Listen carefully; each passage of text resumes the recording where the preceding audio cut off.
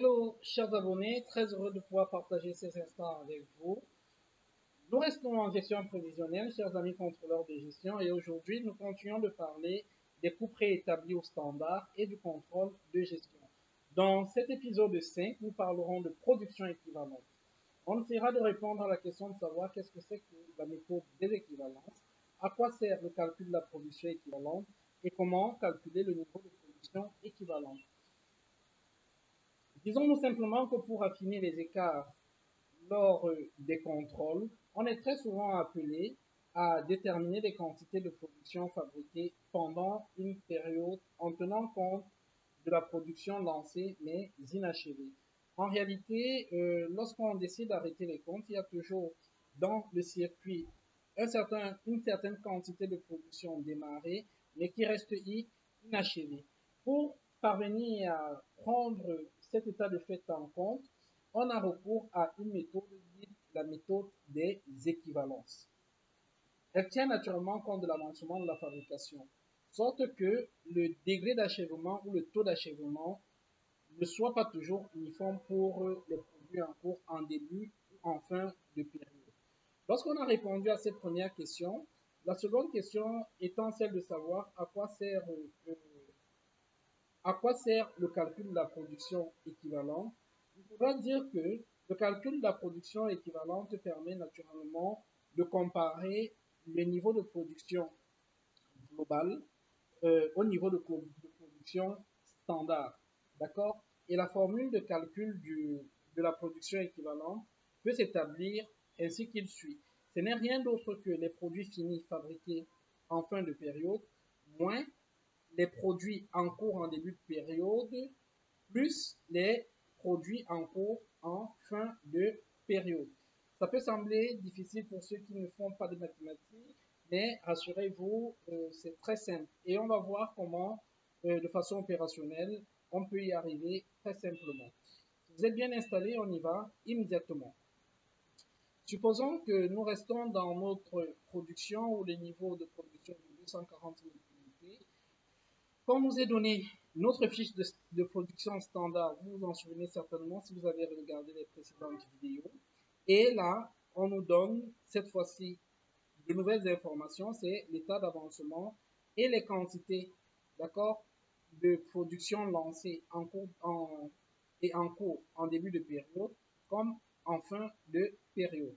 Comment donc faire le calcul de la production équivalente, d'accord, ou encore de l'équivalent des produits finis en termes de coût. Ici, je vais simplement, dans un premier temps, utiliser mes informations pour déterminer le coût des produits fabriqués, des produits finis fabriqués. Donc, j'aurai 240 000 unités que je vais multiplier par le montant de la matière première unitaire. D'accord? Et ça, je peux étendre ceci comme ceci. D'accord? Et là, j'obtiens ça. De ce côté, je ferai pareil. Je peux simplement copier cette formule ici. Voilà. Très bien. Et me rassurer que c'est bien multiplié par le coût unitaire des charges indirectes que voici. C'est parfait. Donc, j'ai donc un coût unitaire de 28 949 600. Vous vous en souvenez certainement. Ici, je vais déterminer pour 120 000 unités le coût de production. D'accord? Pour 80 000 unités, le coût de production. Donc, je vais faire pareil ici pour 120 000 unités. D'accord? Je vais multiplier par le coût unitaire tel que tiré de ma fiche de production unitaire standard. D'accord? Et cette formule, je vais simplement la reprendre ici. Donc, et pour avoir l'équivalence, il me faut donc avoir la situation de l'état d'avancement ou d'achèvement de la production. Donc, en début de période, moi, je vais la reporter ici, tout simplement comme ceci. D'accord? Bien, là, nous avions 77% deux fois. D'accord? Voilà. Et à partir de là, il me suffira simplement de déterminer le coût équivalent à ce niveau d'avancement ou d'achèvement. Très bien, je vais simplement tirer ça comme ceci. D'accord? Voilà, c'est parfait, tout est correct. Et je vais refaire la même chose ici en tenant compte cette fois-ci à la fin de la période des 80 000 unités de produits lancés. D'accord? Que je vais multiplier par le coût standard unitaire. Voilà, je vais le tirer ici et recopier la formule là. D'accord? Et ici, faire appel simplement au niveau d'avancement ou d'achèvement. Ça dépend de vous. Et là, je peux donc calculer directement mon équivalence de coûts selon l'avancement en fin de période. Ok, là, on n'a pas besoin d'avoir fondamentalement ces informations en gras. Je vais mettre en forme, je n'ai pas besoin de les avoir en gras, très bien. Ok, et ici, ce sera pareil. Je vais faire ma petite ligne en forme là. Voilà, et m'assurer que là, c'est bien ça. Ok, très bien. Donc, ceci étant, vous voyez qu'il ne nous restera plus.